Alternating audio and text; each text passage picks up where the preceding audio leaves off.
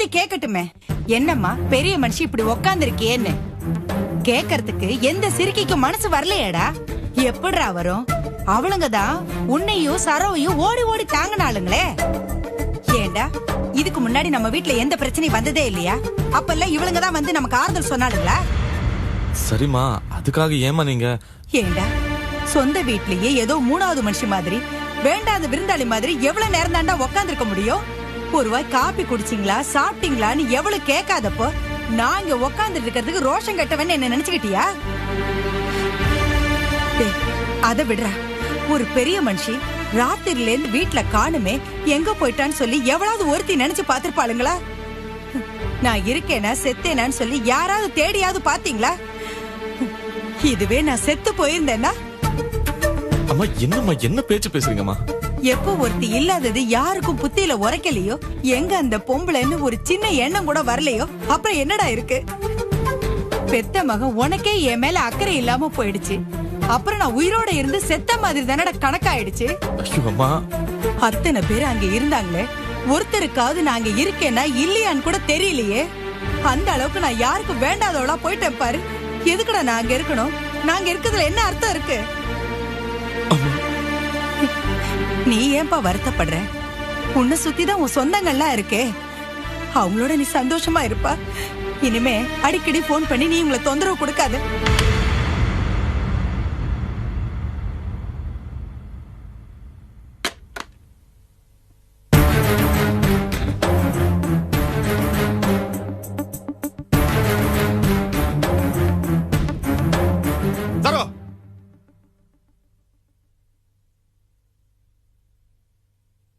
கதவு சாத்து.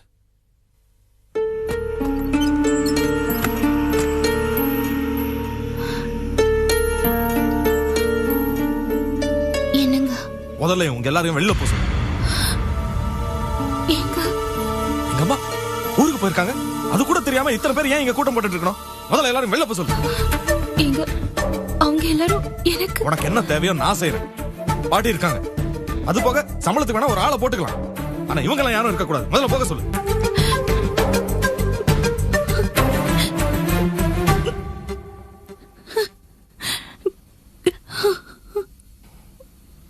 இப்போ நீ சொல்றியா இல்ல நான் சொல்லட்டுமா? நான் சொன்னா எப்படி இருக்கும் தெரியும்ல?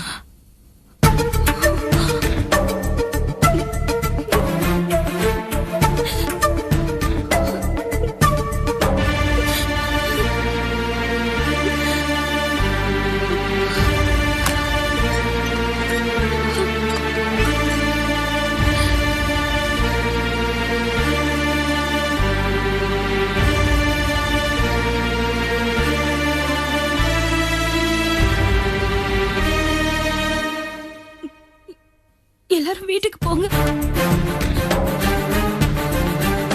என்னமாச்சு? தயவு செஞ்சு எல்லாரும் வீட்டுக்கு போங்க. என்ன என்ன எதுன்னு கேட்காதீங்க. போங்கப்பா. தனு, போ தனு.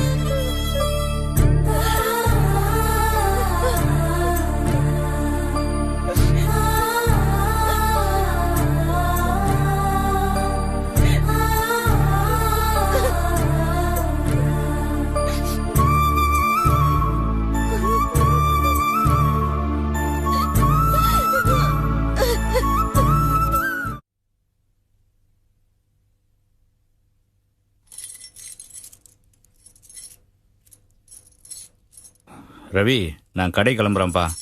இட்லி எடுத்து வச்சிருக்கிறேன். ஒரு பாத்திரத்தில் சட்னி, ஒரு பாத்திரத்தில் சாம்பாரும் இருக்கு. எடுத்து போட்டு சாப்பிடு. நான் வரட்டுமா? என்ன இப்படி பார்க்குற? ஒன்றும் இல்லை, நாய்க்கு சோறு வச்சுட்டு போற மாதிரி இருக்குது நீங்க சொல்றது. அதை நினைச்சு பார்த்தேன். என்னடா காலங்காத்தால இப்படி பேச ஆரம்பிச்சிட்ட? அப்படியெல்லாம் நினைக்காத. நான் வரேன், கடைக்கு நேரமாச்சு. இப்படி உட்காருங்க, உட்கார்றதா? கடை திறக்கணும்பா, இன்னைக்கு நிறைய வேலை இருக்கு. இப்படி உட்கார உங்ககிட்ட கொஞ்சம் பேசணும். கடை திறக்கணும்னு நான் சொல்லிக்கிட்டு இருக்கேன், நீ என்னடானா ஏன்டா காலங்கத்துல இப்படி உன் புராணத்தை நான் சொல்றது உங்க காதுல விழலையா? என் மனசுல இருக்கிறது யார்ட்டா சொல்லணும்னா அப்படியே கிறுக்கு பிடிச்சிரும் போல இருக்கு. எனக்கே இப்ப பாக்குறதுக்கு அப்படிதான்டா தோணுது. உட்காருங்கப்பா.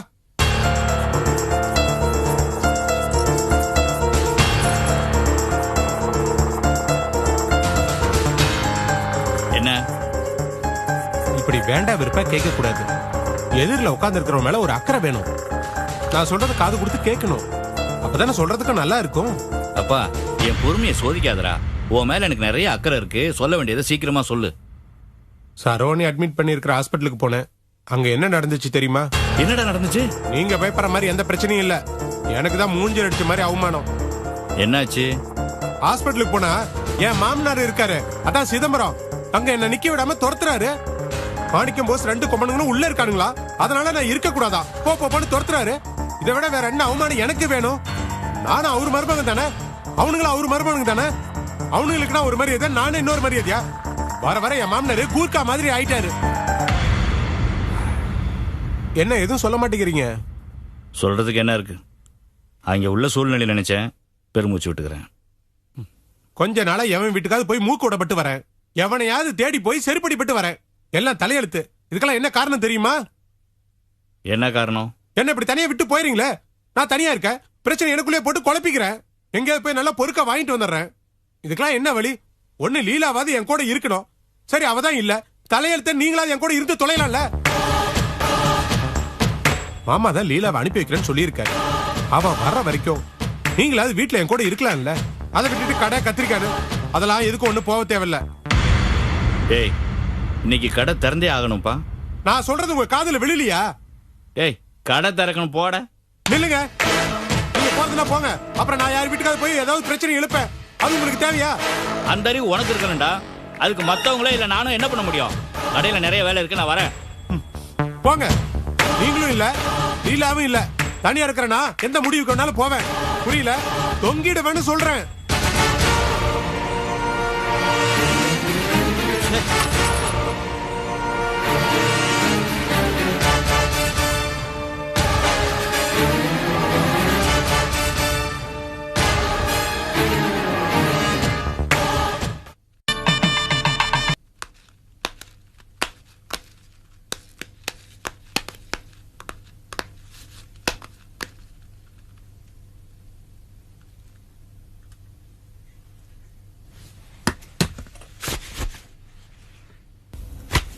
பவானி, குழந்தைங்க என்ன பண்றாங்க?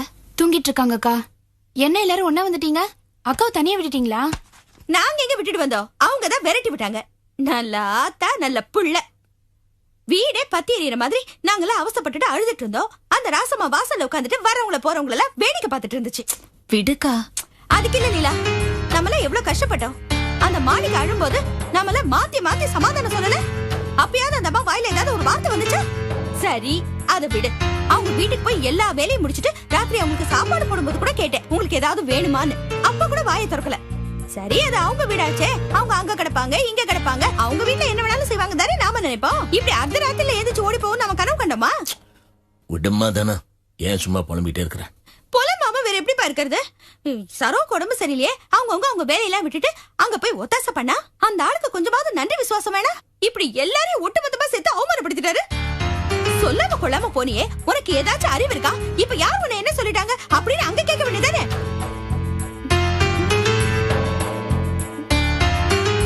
என்னக்கா வாசல் எட்டி பாக்குற? சும்மா இருடி. சொல்ல முடியாது. அந்த ஆள் திரும்ப வாசல்ல வந்து ஒட்டு கேட்டுட்டு திரும்ப சண்டையை மூட்டி விட்டாலும் மூட்டி விட்டுருவாரு. ஆமா ஆமா, அந்த மனுஷன் என்னால புரிஞ்சுக்கவே முடியல. எப்போ சிரிப்பாரு, எப்போ கோவிப்பாரு. கோவிச்சுக்கிட்டா யாருக்கு என்ன மரியாதை இன்னும் எனக்கு புரியல. சரி சரி, இதெல்லாம் பேசிப்ப என்ன போகுது? போமா, போய் எல்லாருக்கும் காய் போட்டுக்கொண்டேன். சரிப்பா.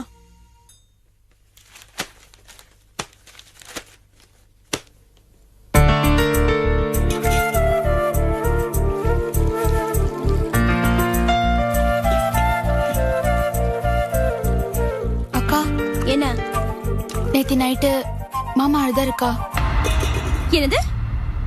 மாமா அழுதார? ஏன், எதுக்கு? தொழில ஏதோ பிரச்சனையா.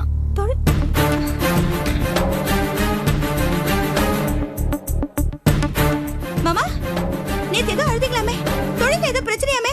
என்ன மாமா பிரச்சனை? என்ன மாமா? என்ன மாமா பிரச்சனை? கேக்குறேன் சொல்லுங்க. மாமா மாமா என்ன பிரச்சனை? என்ன மாமா? மாமா boss என்னாச்சு மாமா? boss சொல்லுங்க மாமா. என்னடா ஆச்சு? அந்த கொடுமை சொல்லலாம் நான் அங்க வந்தேன். அங்க ஒரு கொடுமை நடந்துட்டு இருந்துச்சு. உங்ககிட்ட இத நான் எப்படி சொல்ல போறேன்னு தெரியல. எங்க கிட்ட சொல்ல என்னடா தயக்க? எதுவா இருந்தாலும் சொல்லு. நம்மளால தீர்க்க முடியாத பிரச்சனை என்ன இருக்கு சொல்லு. ஃபாரின் ஆர்டர் ஒன்று எடுத்து பண்ண இல்ல, எல்லா வேலையும் முடிஞ்சிருச்சு. பேக்கிங் மட்டும் தான் பாக்கி. கடைசி நேரத்துல ஆர்டர் கேன்சல் பண்ணிட்டாரு.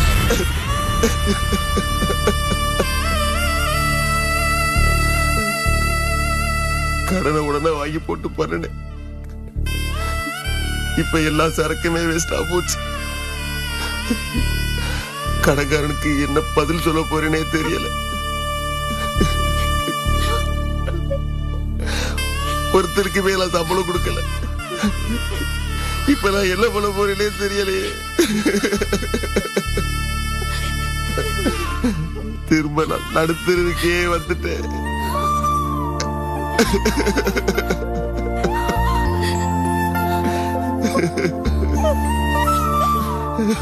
இதே நான் பழைய போசா இருந்ததுதான் எங்கேயாச்சும் போய் குடிச்சு படுத்து இருந்திருப்பேன். இல்லாட்டி விஷத்தை வாங்கி குடிச்சிட்டு செத்தாச்சு போயிருந்தது. பிரச்சனைன்னு வந்த உடனே என் பொண்டாட்டி முகமும் புள்ள முகமும் தான் கண்ணு முன்னாடி வந்து நிக்குது.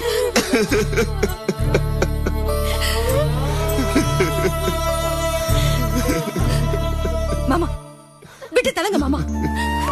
இத பாருங்க பாருங்க மாமா, என் புருஷன் நல்லவர் மாமா.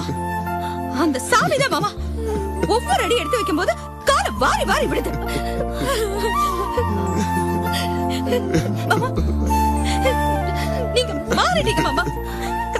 பழைய மாமா இல்ல நீங்க. எப்போ இவ்வளவு பிரச்சனைகளுக்கு நடுவுல என் பொண்டாட்டியே என் குழந்தைய என் கண் முன்னால நிக்கிறாங்கன்னு சொன்னீங்களோ, அது ஒண்ணு போதும் மாமா. எனக்கு அது ஒண்ணு போதும்.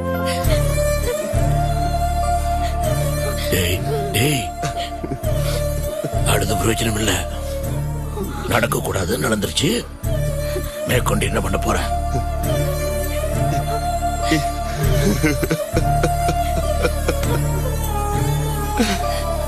மாமா நாம கோபியை பார்த்து பேசுவோம் மாமா. கோபி வேணா வேணான்னு சொன்னாப்ல, நான் தான் கேட்காம எடுத்து பண்ணினேன். இன்னைக்கு எவ்வளவு பெரிய பிரச்சனையில கொண்டு விட்டுருச்சு.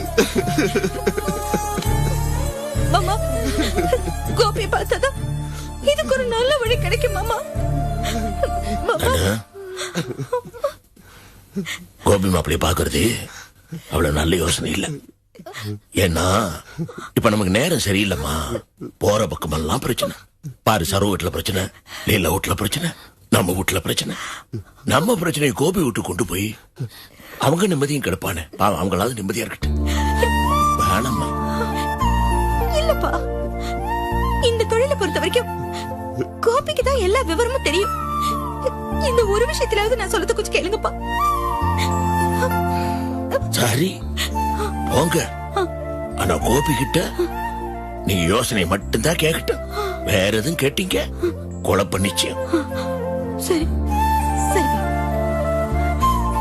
மாமா, நாம கார்மெண்ட்ஸ்ல போய் கோபியை பாக்குறது அவ்வளவு சரியா இருக்காது. ராத்திரி அவர் வீட்டுக்கு போய் அவரை பாத்துட்டு வரல மாமா. என்ன என்ன மாமா, இது பாருங்க.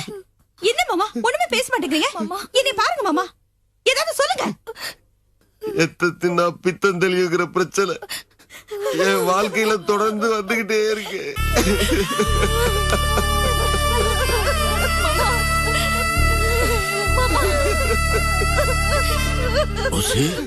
நாங்க இருக்கோம்டா. எல்லாம் சரியா போயிரு, எல்லாம் சரியா போயிரு.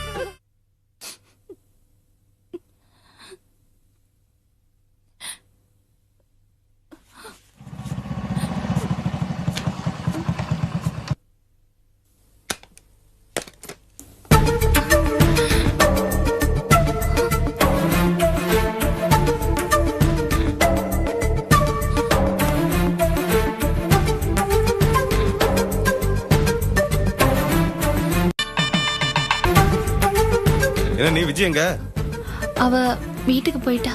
வீட்டுக்கு போயிட்டாங்களா? என்ன நீ சரியா லூசா இருக்கு? என்ன கிளம்பி இங்க வர சொன்னுச்சு, அது பாட்டு கிளம்பி போயிருச்சு. என்ன ஒரு மாதிரியா இருக்கீங்க? ஒண்ணும் இல்ல. வீட்டுல யாரையுமே காணா. அண்ணே என்னண்ணே வீடே ஒரு மாதிரி கலையில போயிருக்கு, யாரையுமே காணா. எல்லாரையும் போக சொல்லிட்டேன். போக சொல்லிட்டீங்களா? ஆமா, சொந்தக்காரங்க யாரும் இங்க இருக்க தேவையில்லைன்னு சொல்லி அனுப்பிச்சிட்டேன். என்னண்ணே என்ன நடந்துச்சு? எதுவும் பிரச்சனையா? கோபி, நடந்தது என்னன்னு நீங்களாவது கேளுங்க, அப்பதான் என் பக்கம் இருக்கிற நியாயம் உங்களுக்கு போயும். சொல்லுங்க. சொந்தக்காரங்க எல்லாம் வீட்டுல இருக்காங்கன்னா எதுக்கு? சரோக்கு உடம்புக்கு முடியல, ஒத்தாசை பண்ண தானே வந்திருக்காங்க. இந்த வீட்டுல நான், சரோ, அம்மா எல்லாமே இருக்கோம். எல்லாத்தையும் இழுத்து போட்டு செய்ய தெரியுதுல்ல. எங்க அம்மாவை யாரும் ஒரு வார்த்தை சாப்பிட்டீங்களா தூங்குனீங்களான்னு கேட்க வேண்டாம். சரி அதை விடுங்க, இருக்காங்களா இல்லையான்னு பார்க்க வேண்டாம். சரி அதையும் விடுங்க. இவ்வளவு நேரம் வயசானவங்க ஒருத்தங்க இங்க உட்கார்ந்து இருந்தாங்களே, திடீர்னு அவங்களை காணுமே அப்படிங்கிற அக்கறை கொஞ்சம் கூட வேணாம். என்ன மனுஷங்க இவங்கெல்லாம்? இவங்களெல்லாம் பெருமையா எப்படி சொந்தக்காரங்கன்னு வேற சொல்லிக்கிறது? என்ன நடந்துச்சு? வெக்கக்கேடு கோபி, பெரிய வெக்கக்கேடு. என்னையும் சரோவையும் இவங்க எல்லாம் தாங்குன்னு தாங்குனாங்க. சாப்பாடெல்லாம் ஊட்டி விட்டாங்க. எங்க அம்மா இதே வீட்டுல ஹால்ல தானே உட்காந்துருக்காங்க. யார் ஒருத்தரும் போய் சாப்பிட்டீங்களா தூங்குனீங்களான்னு கேட்கல கோபி. அதை விட கேவலம் என்ன தெரியுமா? எங்க அம்மா இது எல்லாத்தையும் பார்த்து மனசு வெறுத்து போய் நேரா பஸ் ஸ்டாண்ட் போய் பஸ் பிடிச்சு பாபநாசம் போய் இறங்கி அங்கேருந்து எனக்கு போன் பண்ணி சொல்ற வரைக்கும் அம்மா இங்க இல்லங்கிற விஷயமே யாருக்கும் தெரியாது. சரோக்கு இப்படி நடந்ததுல ரூமை விட்டு வெளில வரவே இல்லை. ஆனா மொத்த கும்பலும் வெளில தானே இருந்துச்சு. அவங்க யாருக்கும் எங்க அம்மா இருக்காங்களா செத்தாங்களான்னு கூட தெரியவே தெரியாது. யாருக்கும் தெரியாம அம்மா மட்டும் இவ்வளவு தூரம் போயிருக்காங்கன்னா தப்பு தானே? தப்பு சரியெல்லாம் அப்புறம் கோபி, இவங்க எல்லாம் இப்படி இருக்காங்கன்னா எதுக்கு? என்னையோ சரவையும் நல்லா பாத்துக்க தெரிஞ்ச இவங்களுக்கு எங்க அம்மா மேல ஏன் அக்கறையே இல்லாம போச்சு? அலட்சியம் தான். இவங்களுக்கு எல்லாம் மாணிக்கம் வேணும். ஏன்னா மாணிக்கம் வீட்டு பொண்ணை கட்டியிருக்கான். ஆனா மாணிக்கத்தை பெத்தவங்க வேண்டாம். அவங்க எக்கேடு கெட்டு போனாலும் பரவாயில்ல. எவ்வளவு மோசமானவங்க. இவங்க பண்ணது எவ்வளவு கேவலமான விஷயம். உங்க பொண்டாட்டியும் சேர்த்து தான் சொல்றேன். அதுவும் கரெக்ட் தானே. தப்பு நடந்த இடத்துல விஜய் இருந்துச்சுன்னா அதுக்கும் அதுல பங்கு இருக்குன்னு தானே அர்த்தம். எங்க வீட்டுல எங்க அப்பாவை டயத்துக்கு கவனிக்கலன்னா எனக்கும் கோவம் வரும். அது மாதிரி தானே இதுவும். ஆனா ஒரு விஷயம் என்னன்னா, எந்த மாதிரி சூழ்நிலையில இப்படி ஒரு தப்பு நடந்துச்சுன்னு தெரியல. என்ன காரணம் சொன்னாலும் இதை ஒத்துக்க முடியாது. சரி இப்படி யோசிச்சு பாருங்க. ஒருவேளை நடராஜன் காணாம போயிருந்தா இப்படி எல்லாரும் அக்கறை இல்லாம இருந்திருப்பாங்களா? இல்ல. ஒருவேளை மாமா காணாம போயிருந்தாருன்னா சும்மா இருந்திருப்பாங்களா? எல்லாரும் ஒண்ணு கூடி ஒப்பாரி வச்சு ராத்திரி எல்லாம் அவங்களும் தூங்காம நம்மளும் தூங்க விடாம பண்ணிருக்க மாட்டாங்க. அப்ப எங்க அம்மா மட்டும் மாமாவை காணோம்னா நாமளே துடிச்சுப்போம். அதுல கொஞ்சமாவது. அதான் மனசு வெறுத்து போய் போங்கன்னு சொல்லிட்டேன். ஏன்னா இருந்திருந்தாங்கன்னா இன்னும் மோசமா நடந்திருப்பேன். சரிண்ணே, தப்பு நடந்து போச்சு. இனிமே நம்ம அம்மாவை தான் முதல்ல சமாதானப்படுத்தணும். ஆமா, வேற வழி என்ன இருக்கு? இவங்க பண்ண தப்புக்கு நான் போய் அம்மா காலில் விழுந்து மன்னிப்பு கேட்டு சமாதானப்படுத்தணும். ஆனா அவங்க சமாதானம் ஆகணுமே. அம்மா கோவமா தான் இருப்பாங்க, மெல்ல மெல்ல பேச சரியாயிடும். இதுல இன்னொரு விஷயமும் இருக்கு. அன்னைக்கு பார்த்தா ஆபரேஷன் முடிஞ்சு வந்திருக்காங்க. இவங்களையும் நல்லபடியா கவனிச்சுக்கணும். அந்த ஒரு விஷயத்துக்கு தான் இது வரைக்கும் இங்க இருக்கேன். இல்லன்னா எப்போ பஸ் பிடிச்சு பாபநாசம் போயிருப்பேன். சரிண்ணே, அம்மாட்டையும் பேசுங்க, அண்ணியும் பாத்துக்குங்க. வரனே வரனே.